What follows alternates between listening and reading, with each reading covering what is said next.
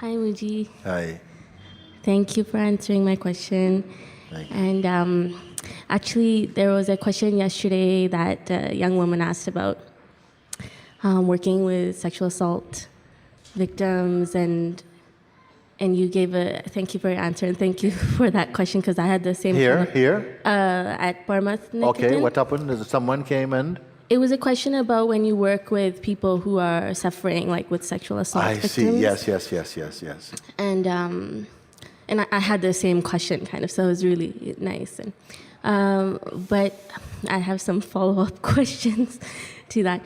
So in my work, I'm a doctor and I work in psychiatry, and I find myself very much invested in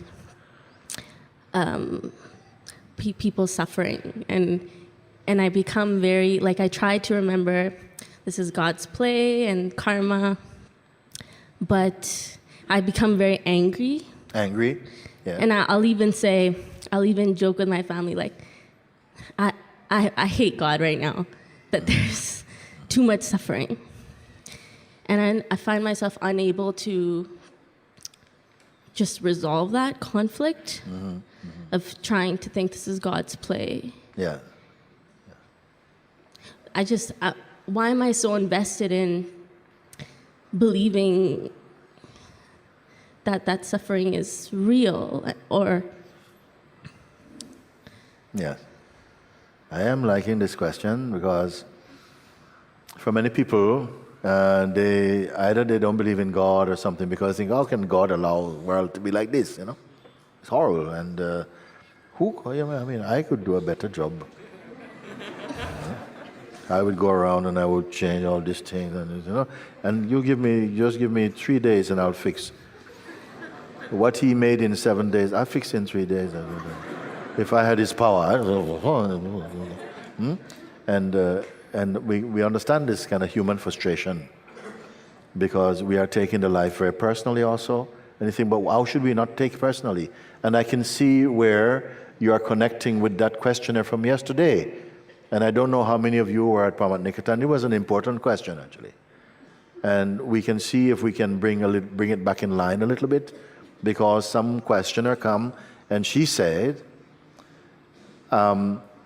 I have a passion, and my passion is for helping, like, abused women. I think it was something like this, But we can also substitute that for whatever your passion is. In her case, it was like to help, to serve, and to maybe restore a little bit some of what was missing, and some healing amongst abused women. Okay? Trouble is that I also have a strong attraction for meditation. Are you here, by the way, the one who came? I was talking. Are you here, the one? Okay, because it was better. You are there, no? Aha, good. You are there, So come forward as well, too, and let's have a look at it, because I felt it was an important question. You said yesterday that you had a strong passion for helping abused women, but you also have an inclination for meditation. And then you find that when you meditate, what happened was somehow the passion become lighter or weaker. Could you speak as well too? You both stay there, please, because I'd like to address both of you. Mm-hmm. What I find is that when I come to satsang or I meditate, Yes. or I have the day in slow motion, Yes. I feel that the space where action is coming from is very clear. There is a very intuitive action. Yes. When I get into a very deep pain, which is here in this society, in the Indian society, is a big trouble. So when you are, say, at work, in your work environment, when you're actually in the place where you, as a doctor, have to work with your psychiatric work, and where you have to work with, say, for instance, abused women, you found that there's a strong demand. Is that a phone ring or at a radio station? Okay. So we have when you are in the work, it takes a lot of mental, has a lot of mental demands also. Was that so? You know what happened after the talk yesterday is when the pictures came up of the rape victims, I was watching the viewer who was watching it. Yes. And it needs a lot more concentration to go into that depth of pain to be in the watcher still. It's like another practice than just sitting on my own and meditating or sitting in satsang. It's much easier for me to feel that flow. Yes. You know. But in work, you're not able to maintain that kind of composure, you would say, of your meditative state? Yes, especially when the suffering is very, very strong. I cannot keep the viewer. There is points where I'm losing it. Yes, yes. So, what tends to happen, the more personal you become, the more intense your pain will be. You start to see, well, I mean, this is just too much. Why do people have to suffer this every day? Why doesn't divinity come and help and so on? So this is the personal, you see. When you're in your meditation, again, you're clear and so on. You don't feel such a weight, such a pull.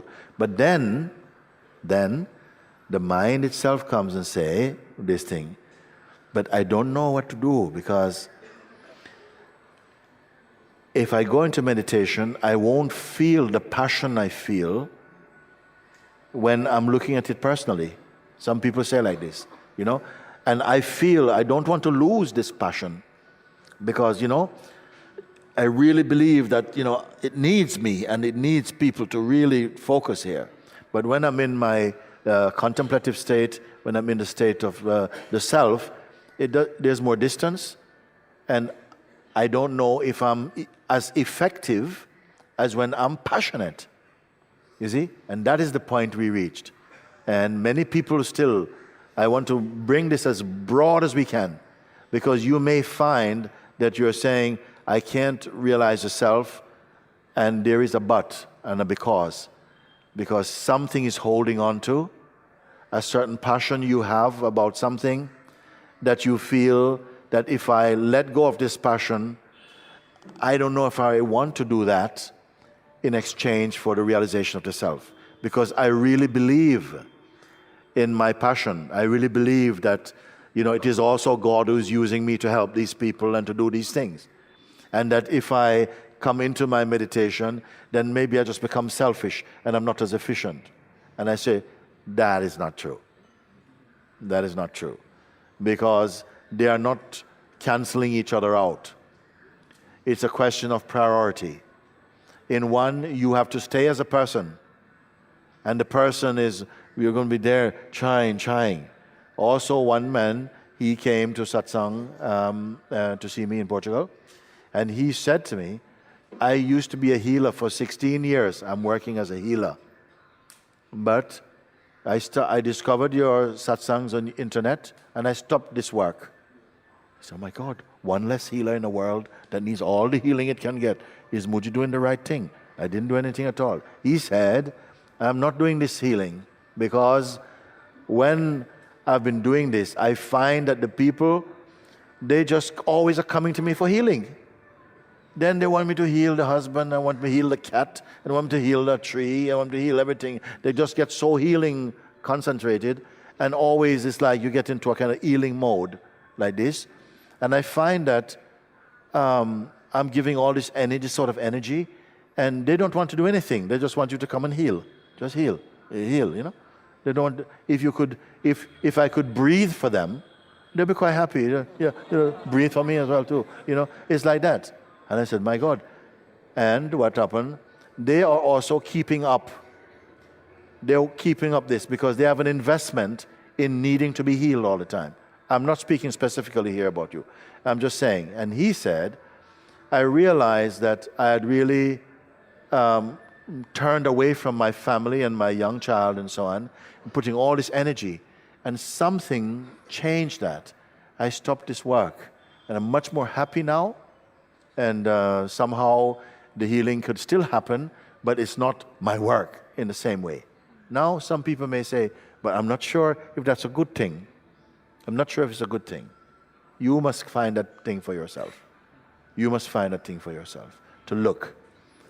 Because also, I am from also a country where many times people come in Jamaica, in a country, and they see people living in places like see also in India, with just some plastic sheets over space, and they're living, and people, oh my God, oh, poor people, and I wish I want to come, and I want to build them a good house, and I want to do this, and I want to do that. And they try it, and they see, wait, it's not so simple. Not so simple. You build your house, then you want one for your cousin, and then this, then you want this, and you find that there's another dimension of what is happening here, and it's not just a question of me feeling, oh, I can't bear because I could not live in a house like that, or something. So it's not just one reading. A whole matrix of things are happening there. And it's not that these people are being punished necessarily. Sometimes they are happier than you, who is suffering. You sometimes suffer more on behalf of the people than they are actually suffering for themselves because of your own imagination. This is all part of life too. Now, I'm not telling you that you must not do this work. I'm saying maybe, of course, continue to do your work. But prioritize your meditation also. Not meditation like the meditation is what I'm going to do for the rest of my life. It's my life hobby or whatever. No, but meditation in the form of like inquiry to really get to your true place.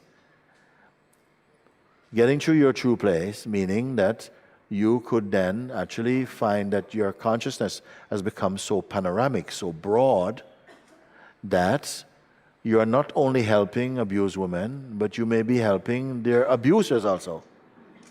You understand? Or we don't know. I am not making a promise, okay, if you do this, this will happen. I'm just saying that you are becoming from person to presence. And not because you are more effective, but because that is the impulse of the heart to be in its completeness, to not be ruled by the mind. And your vision will change in some way, but it will be a healthy change.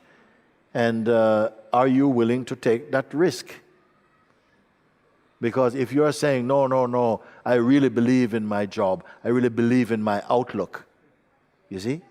It's personal, but I've seen it with my eyes. I've seen what is happening in the world. And I've seen people who speak like this. And they need help themselves also. They sometimes need help themselves. A lot of help. Maybe more help than the people they're helping also. Sometimes, not always.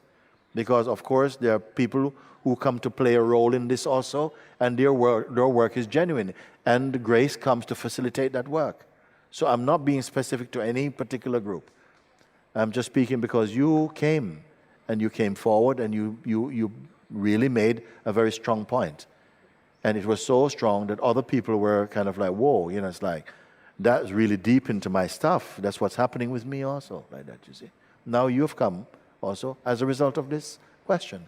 You're saying, I'm a doctor, I'm working with patients in a psychiatric discipline, but I'm finding that sometimes I'm just saying, playfully, I curse God, because like what? What's going on like this, no? Yeah? And can you effectively be in service to such an extent that your healing, your work is creating a lot of healing, but at such a slow rate that it's frustrating for you or something like this? Yeah, I feel like sometimes like a fraud, like a fake. Yes, why? Because it's what I'm suggesting feels superficial or just doesn't hit home for Yes. people, and Yes. I feel like I want to say something else, but Yes. You want to sometimes say something else? yeah, I want to But you are limited. reach people in a different kind of way. Yes. And sometimes it happens that way. Yes. But most of the times, I feel like when we talk about the actor on a stage, I feel like that, but it's in a useless way, like kind of. Okay. Because some disciplines inhibit you. Some disciplines can also inhibit your intuitive power, to say, no, don't go with that. Stay within the path and administer like this. Some disciplines can do that. But if you're not saying it's a discipline, it's something, I would say to you that it would be encouragement from me to say, really use this time in satsang to complete your sadhana, to really be there, because you will be much more effective in your awakened state. The only thing is that in your awakened state, from now you may feel that, but I don't know if I am awakened, if I'd even want to do this job even. You don't know. Because then it's not up to the person. It's not the person's work anymore. It is the cosmos's energy. And it may be in the same place and it may point something. You see?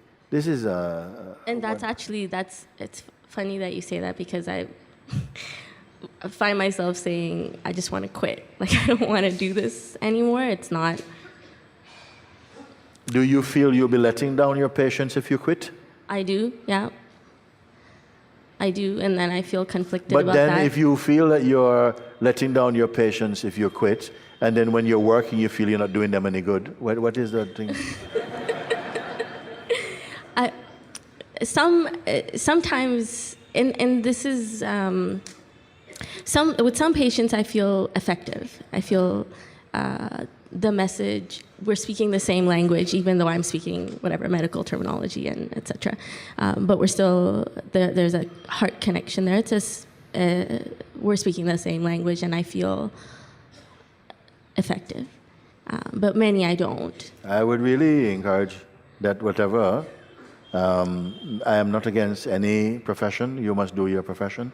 I believe that each of those professions could have an injection of people who are much more heart-centered and more true, and have that move in that freedom, in that intuitive way also. You see? I don't know if every discipline allows that freedom, you see? But I'd always will be saying to you, realize yourself. Realize yourself. Is not only more doctors the world need, but awakened beings. That is the most powerful healing, that people can see in a human form something that so inspires them that the inspiration begins to alter the way that they perceive life and change it in a such more radical way, and many more people actually, even. Yeah. And this, I'm not sure if this is too much of a mental question, but specifically with people who have like schizophrenia, I find myself really confused about how to engage, or I mean, I know medically how to engage and understand, but yes, it's very difficult when if you're coming from the person to treat someone with schizophrenic. You see, it's very difficult. You have to be coming from God. That is different. You have to be completely beyond your person in a way. You have to be empty. You have to be empty. You cannot come with technique. Technique will be something past. It will not be appropriate. You'll overlook many things. You'll miss many things like that. But when you are coming somehow from that space where, in a way, your being is a vehicle for this. Not only a vehicle, but you are the vehicle and the source, in fact, of it.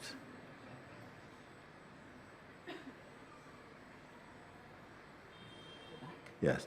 This we are talking about now, a quality of being. Quality of being. So not that the voice is telling me and life is showing me, and then the me gets pulled out. Yeah? When the me gets pulled out, what is left? Is it death?